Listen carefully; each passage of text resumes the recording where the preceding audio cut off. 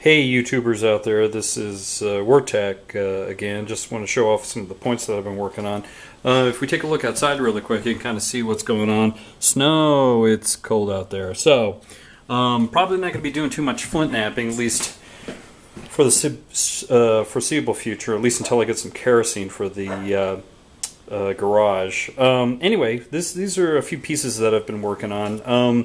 I've been busting a lot of pieces lately. I don't know, it's almost like music. You have your muse, and sometimes you're in the zone, and sometimes you're not, and it's just like, ugh. So, you know, you're trying to reach for something, and you ruin it. And perverse fracture, that's the word of the week, apparently. So, snapping them right in half. But anyway, I just wanted to show some examples of some of the variety of materials I've been working. This is a piece of Oahe jasper from Idaho. I had a buddy notch it. You know, he wanted to try out some indirect notching, percussion notching techniques, I guess you'd call it.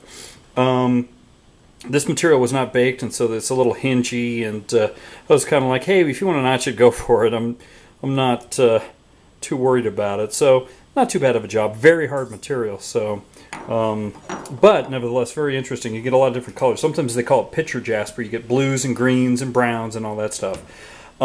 Here's an interesting piece right here. This is a piece of sugar quartz, and I tell you, this is hard stuff. I used a really heavy copper billet. I mean, unusually hard one, just to get it to work. And it's pretty thin, but I didn't deviate from that billet. I just used the same heavy billet to get the materials, to get the flakes off of it. It was just that hard. So all I can say is, for those people that work sugar quartz, if you can make a good piece out of it, hats off to you, because this stuff is really hard stuff. I didn't bake it, so I don't know if baking would help or not.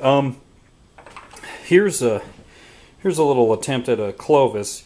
See a little bit of a flute on that side. I guess a better flute on this side.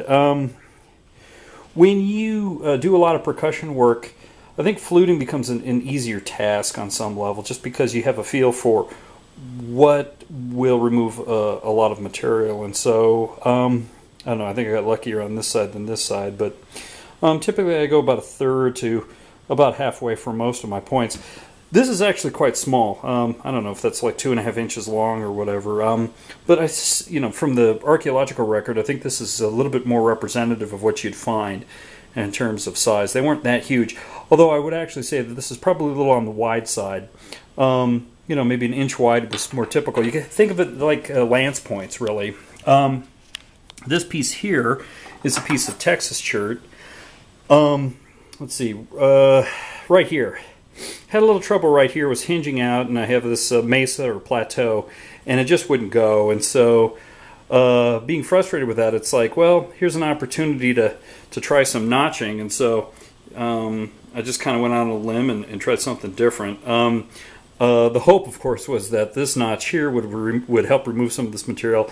Apparently not. But nevertheless, if you're a little disappointed with some of your points and you don't like the way they're hinging out or they're doing something funky, take a chance. Do some notches. If you're dissatisfied with the piece itself, do something new with it.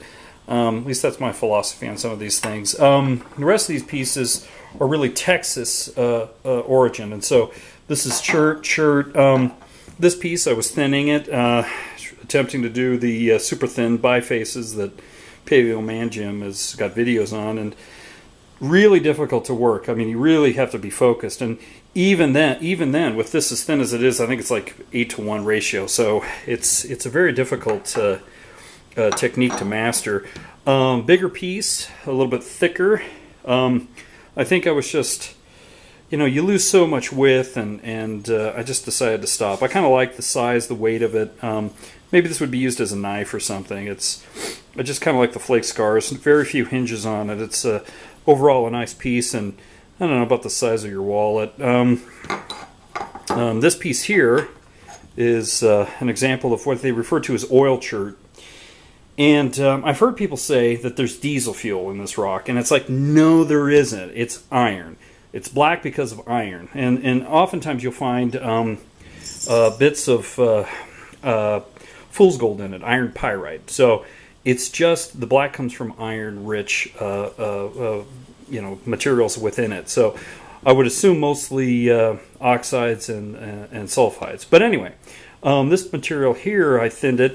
Again, I mean, pretty thin, but there's a high point in there that makes this still 1 to 8.5. So difficult material, very difficult approach to do in terms of thinning.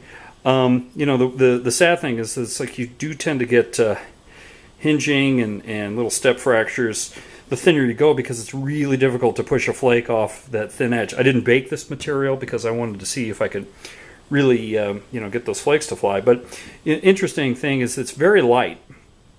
You thin it down that much, you look at the size and you think, oh, it's got a heft to it. But when you thin it down to this extent, it ends up being quite light, and it's not a big surprise that the ancients actually thinned these things down. These other two pieces are another example of presumably this Oil Chert. This piece here I've been struggling with. I'm trying to get things flattened out a little bit. I keep getting these little crystal pockets in it, and let's see if we can see. Right here is an example, and it's been kind of messing me up a little bit, but it's coming along. I don't know exactly what it'll be when I'm done with it. Here's a piece that I don't know. I just like the material. This also hasn't been baked, but I don't know. I'm kind of thinking of maybe making a sea turtle or some other shape from it. But what's nice about some of these these materials is that you can just carry it around as a worry stone. There's a little divot here in the middle for your thumb, and it's just something to play with while you're basically going about your day. I think the last piece here is probably this piece of obsidian. I'm a lucky recipient of this obsidian. It comes from Oregon, I think Glass Buttes, and as you can see, it's got a clear streak running through it, and it's a work in progress. You can see pretty big flake scars coming off of it, and that's kind of what I'm going for, but it's sometimes a risky move, and you can snap these things pretty easily. But we have so much more obsidian available to us that it's I don't know, it's worth risking breaking it by doing some new techniques, because you got so much more of it. The flints and the cherts are a little harder to come by, although we do have this material called Rex chert. It's a brown chert that is available somewhere in Idaho, and I'm trying to see if I can get a decent source of it. But anyway, this is just sort of the materials I've been working on. It might look like a lot, but the reality is I've been busting a lot of material. So this is just the lucky survivors of my handiwork. But anyway, that's about it, and we'll catch you later. Bye.